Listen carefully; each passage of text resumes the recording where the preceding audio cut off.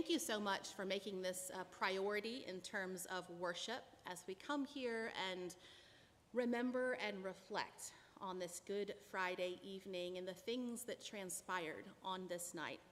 For those of you who are not familiar with a Tenebrae service, that simply means a service of reading and candles, specifically extinguishing these candles. So you'll notice a series of readings. I invite us to spend time really listening to what the readers are saying, reflecting on those words, and then you'll see more and more darkness happen with each one. Before we start, because this is a very somber service and then we will end in silence, just a reminder, we want to invite everybody to join us for Resurrection Sunday on this Sunday, starting at 7 o'clock for our sunrise service out on the front lawn, and then 8:30 and 10:30 services with breakfast at 7:30. Let us begin our Tenebrae service. Jesus went forth with his disciples across the Kidron Valley, where there was a garden, which he and his disciples entered. Now Judas, who betrayed him, also knew the place, for Jesus often met there with his disciples. So Judas, procuring a band of soldiers and some officers from the chief priests and the Pharisees, went there with lanterns and torches and weapons. Then Jesus, knowing all that was to happen, came forward and said to them, "Whom do you seek?" They answered him, "Jesus of Nazareth." Jesus said to them, "I am he." Judas, who betrayed him, was standing with them. And when he said to them, "I am he," they drew back and fell to the ground. Again he asked them, "Whom do you seek?" And they said, "Jesus of Nazareth." Jesus answered, "I told you that I am he. So if you seek me, then let these men go." This was to fulfill the word which he had spoken. "I did not lose a single one of those whom you gave me." Then Simon Peter, having a sword, drew it and struck the high priest's slave and cut off his right ear. The slave's name was Malchus. Jesus said to Peter, "Put your sword into its sheath. Shall I not drink the cup which the Father has given to me?"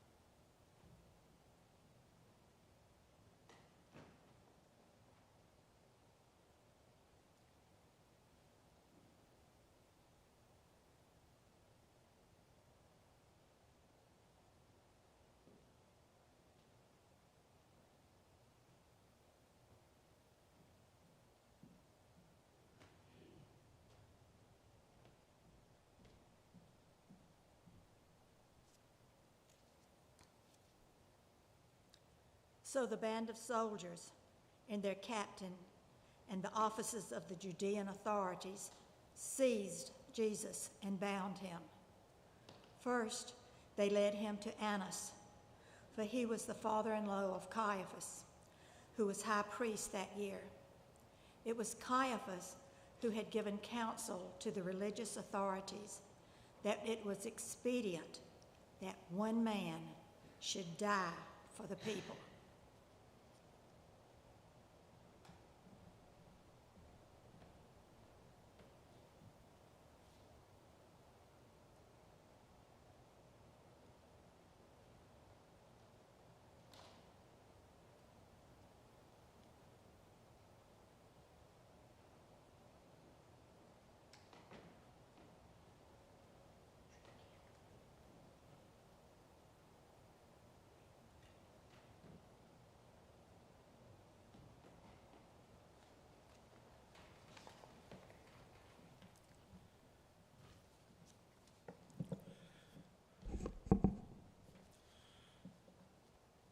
Simon Peter followed Jesus, and so did another disciple. As this disciple was known to the high priest, he entered the court of the high priest along with Jesus while Peter stood outside at the door. So the other disciple, who was known to the high priest, went out and spoke to the woman who guarded the gate and brought Peter in. The woman who guarded the gate said to Peter, "Are not you also one of the men's disciples?" He said, "I am not." Now the servants and officers had made a charcoal fire because it was cold, and they were standing and warming themselves. Peter also was with them, standing and warming himself.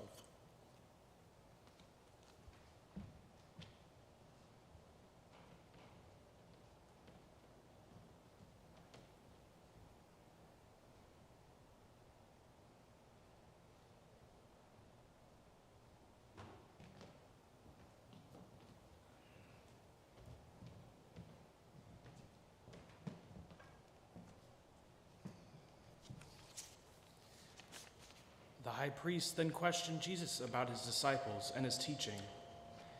Jesus answered him, "I have spoken openly to the world. I have always taught in synagogues and in the temple, where all Jewish people come together. I have said nothing secretly. Why do you ask me? Ask those who have heard me what I said to them. They know what I said."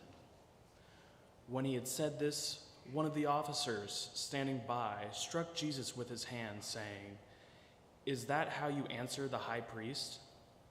Jesus answered him, "If I have spoken wrongly, bear witness to the wrong. But if I have spoken rightly, why do you strike me?"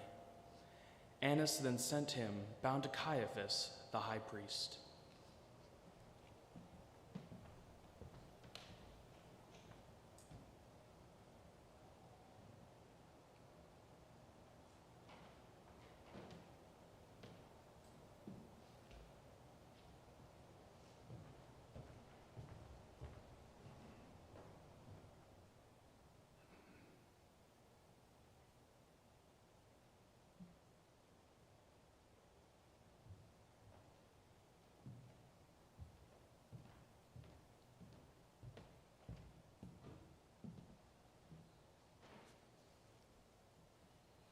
Now, Simon Peter was standing and warming himself.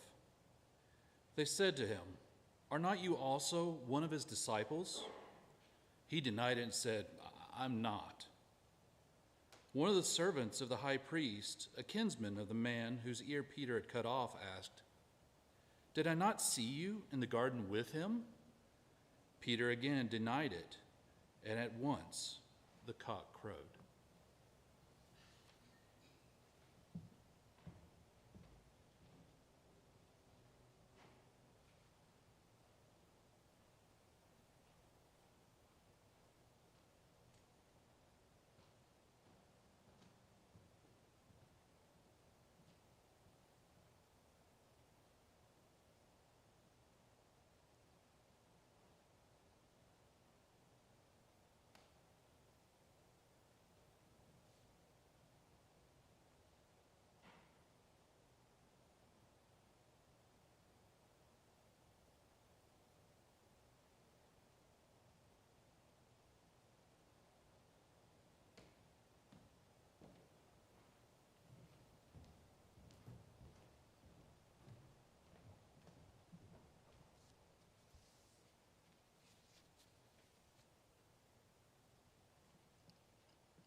Then they led Jesus from the house of Caiaphas to Pilate's headquarters.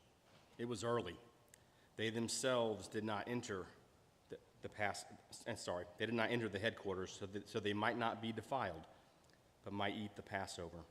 So Pilate went out to them and said, "What accusation do you bring against this man?" They answered him, "If this man were not an evildoer, we would not have handed him over." Pilate said to them, "Take him yourselves and judge him by your own law." The religious authorities said to him, "It is not lawful for us to put any man to death." This was to fulfill the word which Jesus had spoken to them, to show them by which death he was to die.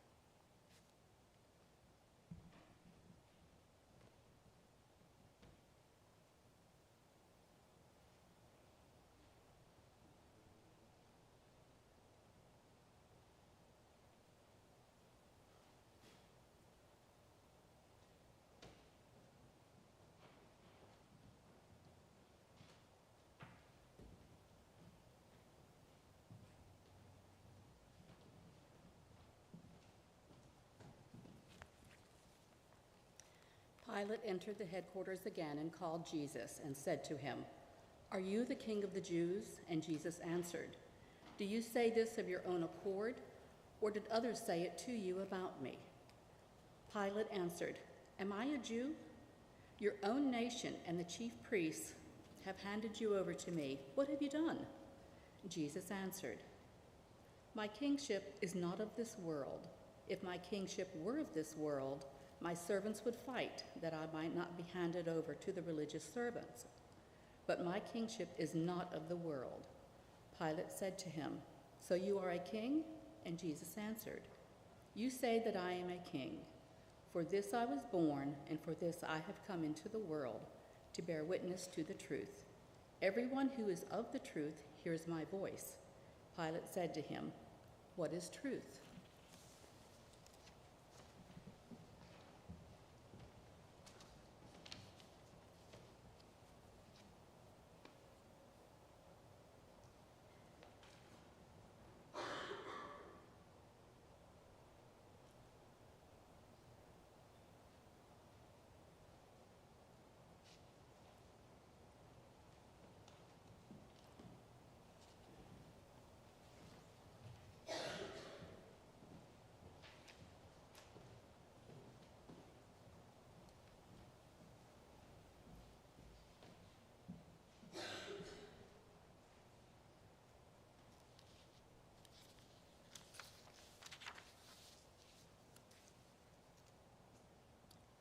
After Pilate had said this, he went to the religious authorities again and told them, "I find no crime in him.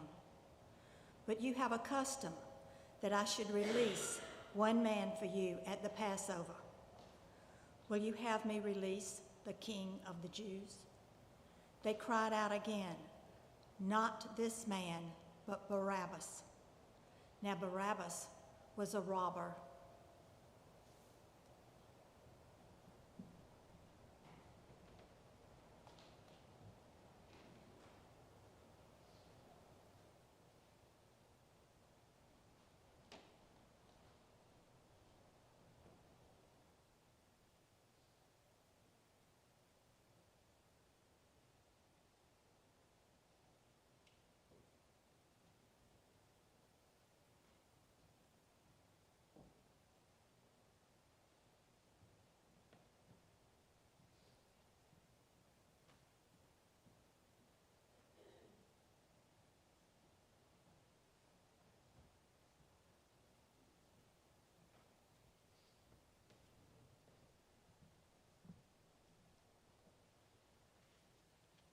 Then Pilate took Jesus and scourged him, and the soldiers plaited a crown of thorns and put it on his head, and arrayed him in a purple robe.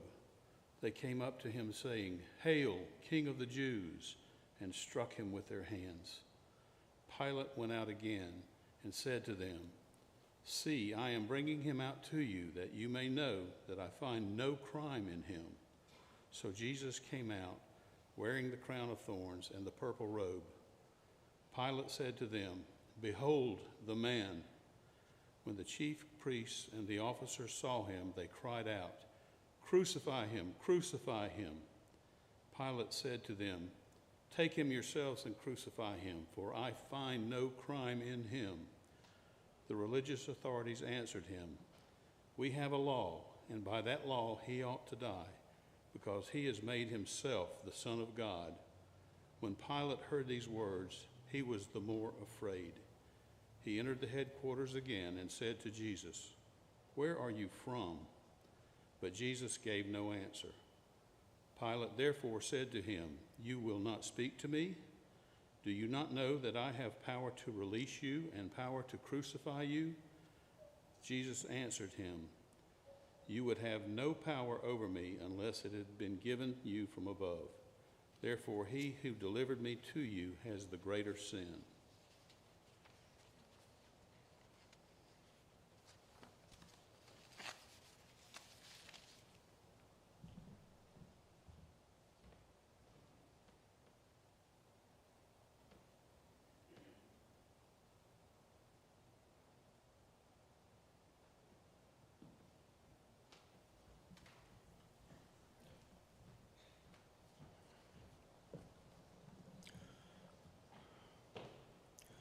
Upon this, Pilate sought to release him. But the religious authorities cried out, "If you release that man, you are not Caesar's friend. Everyone who makes himself a king sets himself against Caesar." When Pilate heard these words, he brought Jesus out and sat down on the judgment seat at a place called the Pavement, and in Hebrew, Golgotha. Now it was the day of preparation of the Passover. It was about the 6th hour. He said to the religious authorities, "Behold your king." They cried out, "Away with him! Away with him! Crucify him!" Pilate said to them, "Shall I crucify your king?" The chief priests answered, "We have no king but Caesar." They handed him over to them to be crucified.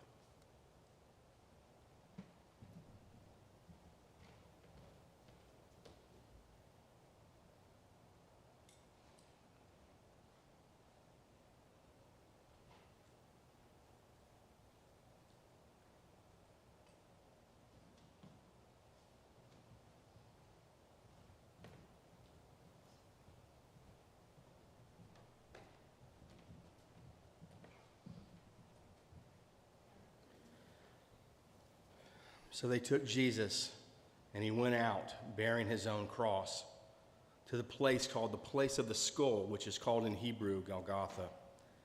There they crucified him, and with him 2 others, one on either side, and Jesus between them. Pilate also wrote a title and put it on the cross. It read, "Jesus of Nazareth, the King of the Jews." Many of the Judeans read the title, for the place where Jesus was crucified was near the city, and it was written in Hebrew, in Latin, and in Greek. The Jewish chief priest then said to Pilate, "Do not write the King of the Jews, but write, 'This man said, I am the King of the Jews.'" Pilate answered, "What I have written, I have written."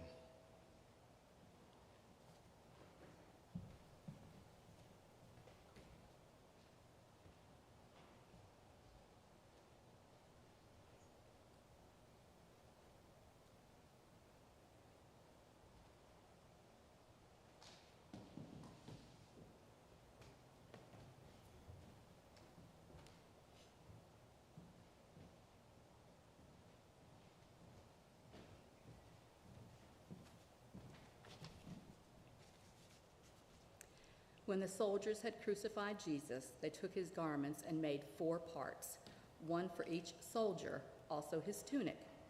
But the tunic was without seam, woven from top to bottom. So they said to one another, "Let us not tear it, but cast lots for it to see who it shall be." This was to fulfill the scripture, "They parted my garments among them, and for my clothing they cast lots."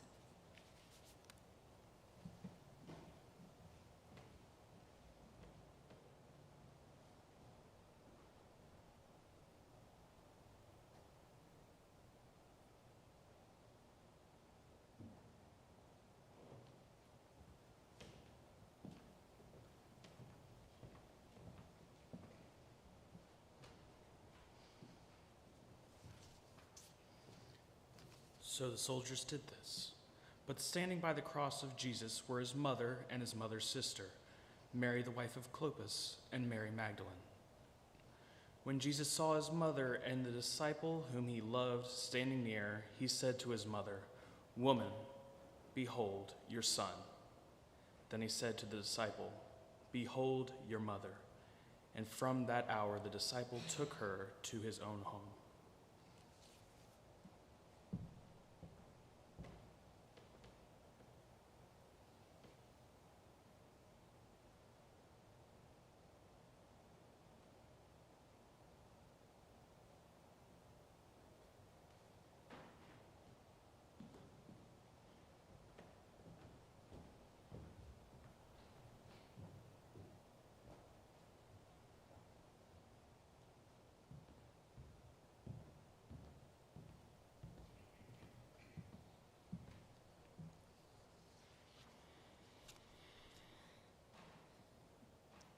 After this, Jesus, knowing that all was now finished, said, to fulfill the scripture, "I thirst."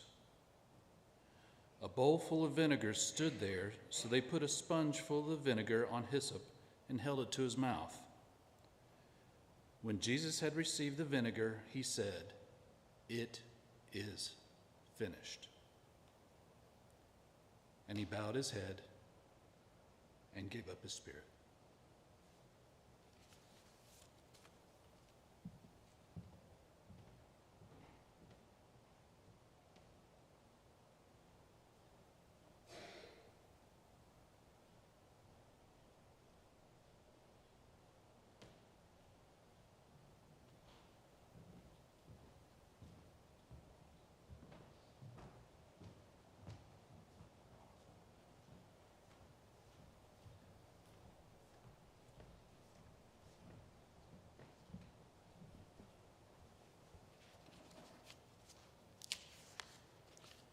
Since it was the day of preparation, in order to prevent the bodies from remaining on the cross on the Sabbath, for that Sabbath was a high day, the religious authorities asked Pilate that their legs might be broken and that they might be taken away. So the soldiers came and broke the legs of the first and of the other who had been crucified with him. But when they came to Jesus and saw that he was already dead, they did not break his legs. But one of the soldiers pierced his side with a spear, and at once there came out blood and water. He who saw it has borne witness. His testimony is true, and he knows that he tells the truth, that you also may believe.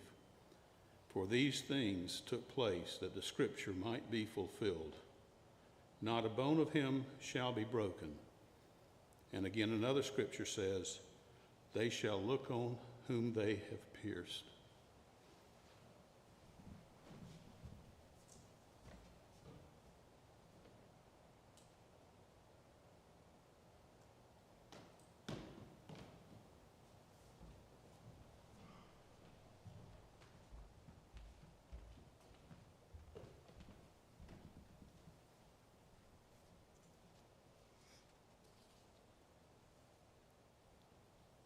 After this, Joseph of Arimathea, who was a disciple of Jesus, but secretly, for fear of the religious authorities, asked Pilate that he might take away the body of Jesus.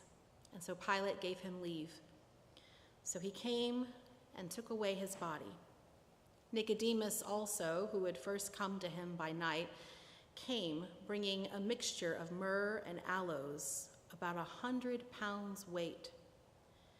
They took the body of Jesus and bound it up in linen cloths with spices, as is the burial custom of the Jews. Now in the place where he was crucified, there was a garden, and in the garden, a new tomb where no one had ever been laid. So because of the Jewish day of preparation, as the tomb was close at hand, they laid Jesus there.